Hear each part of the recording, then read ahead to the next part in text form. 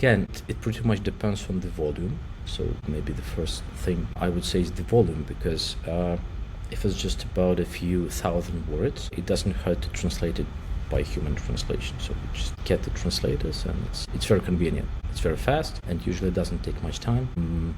But again, if you have if you 100,000 words in your project and you're going to have more content to be updated, that's a different story. So what you need to think about is content profiling. So once you generate the content, it's not only about the actual content, but about the content profile, a content type. Because like I said, each content type has its own purpose, and depending on this purpose, you can prioritize the content, and then you can understand which workflow or which pipeline you can apply to this or that content type. So for example, nowadays it's popular to divide the content by visibility. So it's high visibility or medium visibility or low visibility, and this way you can prioritize the content. It's natural, obviously, that high visibility content gets much attention. It influences your retention, user acquisitions, other product metrics. So you need to really focus on the quality. And that's why it's best, and I recommend it also,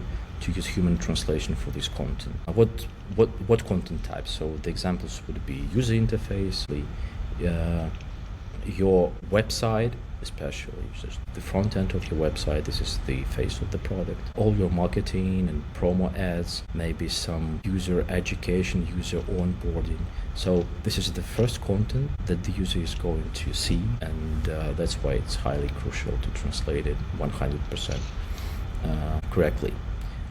Medium content would be something like your blog post, your marketing maybe posts, maybe some web pages with lower visibility. And for that, you might apply machine translation post editing. In other words, you have the machine translate your content first, and then you have post editors doing the proof, some tweaks, updates, the necessary corrections. And low visibility might be something that refers to your internal help desk, internal maybe documentations, knowledge bases, something about technical or service messages that users don't actually interact very often. So, and for that we might apply even automated post editing. So this is the process when you have one AI doing the translation job, and the other one, it might be a different AI provider doing the proofreading job. So it's like a workflow with no human in the middle. There's just one loc engineer taking care of the setup, maintenance, but the whole job is taken care of by the machine. It doesn't mean that the output quality would be